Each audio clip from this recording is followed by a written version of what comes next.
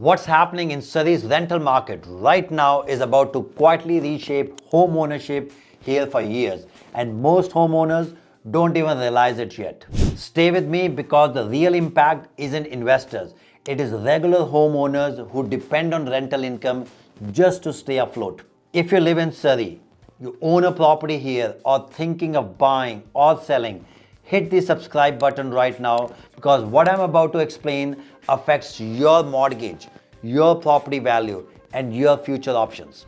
For decades, finding a tenant in Surrey was effortless. You listed a unit, you had a lineup of applicants, deposits were ready, credit checks done, no questions asked. Rents climbed every year, vacancy was almost non-existent, and being a landlord felt like one of the safest real estate bets in the country. That era is over. We just received a new report on vacancy rates and the numbers are shocking. Surrey is now seeing the highest vacancy rates since 1988. Not 1998, not even 2020. Higher than both and by a full percentage point. That's not a small shift. That is a structural change. So the real question is, why is this happening? And why should homeowners be paying very close attention right now? Let's start with the biggest driver, population. For the first time in Canadian history, the population declined in the last quarter of 2025. Not slowed, not plateaued, actually went down. And here's the critical detail most people miss. It's not random. The people leaving are primarily temporary workers and international students. Those are the exact two groups that make up a massive portion of Vancouver's rental demand. When rental demand drops, rents fall, and that's already started happening. According to rental market data, rents have been declining for 14 consecutive months. Canada overall is down roughly 3.1% year over year. But Vancouver is being hit harder. 6.6% lower rents in December 2025 compared to December 2024, which was already a soft year. And population decline is only part of the story because the supply side is about to make this even worse. We are seeing a surge in available rental inventory and it's coming from multiple directions all at once. First, condo pre-sales slowed down, then developers pivoted.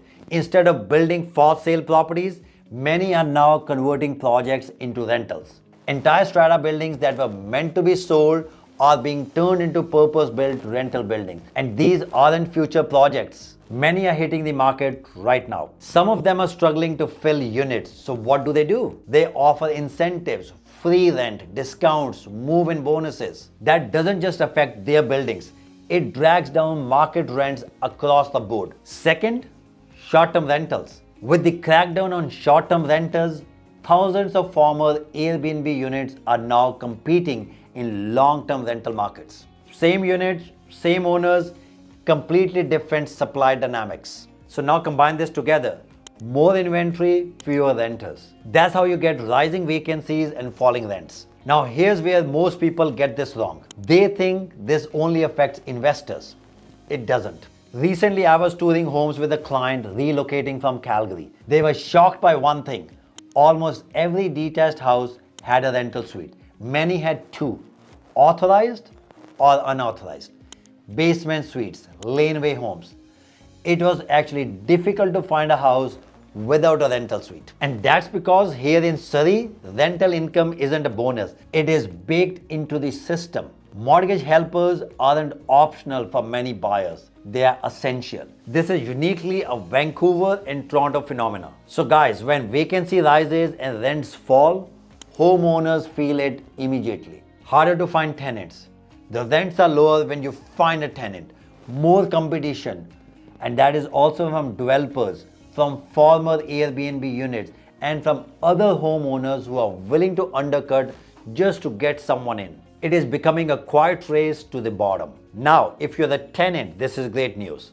More options, lower rents, more leverage.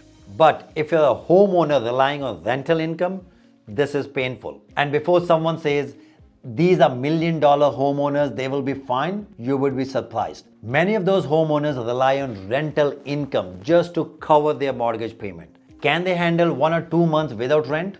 Sure. 6 months, 9 months at lower rates, That's where the pressure starts. If you own property in Surrey and this is making you uneasy, please share your comments because this conversation matters more than people realize. I don't think this leads to mass foreclosures. People will do almost anything to avoid losing their homes, but it does create ripple effects. Less spending, more financial stress, and yes, some forced sales. There's another layer here that almost no one is talking about: mortgage qualification. When homeowners renew their mortgage or buy a home, lenders factor in rental income. But now that income is lower and less reliable. That means buyers qualify for less, even if a home has a rental suite. That changes pricing power and it also changes the demand. Ultimately, it changes market psychology.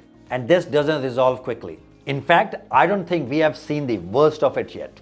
Right now, many suites are still occupied. Many international students from previous years are still here. But basement tenants typically stay 3 to 4 years on an average. As those tenants move out, replacing them becomes much harder. Lower rents, more competition, more concessions. And then there's the final squeeze: mortgage renewals, higher interest rates, higher payments, lower rental income.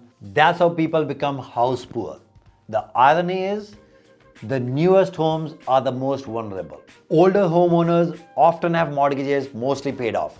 They can absorb lower rent. Newer homes, especially those massive builds in East Vancouver, Burnaby, it's a different story. Laneway homes, 2 basement suites, sometimes rooms rented inside the main house. Those properties were designed around rental income. And that income is now under pressure. So yes, this shift in vacancy rates and rental prices may quietly become one of the most impactful forces affecting Vancouver homeowners over the next several years. And it is barely being discussed. Most conversations focus on investors and developers. Almost no one is talking about everyday homeowners renting rooms, suites, and laneway homes. But they are the one who will feel it first. If you want clear, honest updates on what's actually happening in Surrey real estate, subscribe to this channel so you don't miss out what's coming next. If you're buying, selling, or reassessing your situation, my contact information is below. I would be happy to help you out. Thanks for watching, and I will see you in the next one.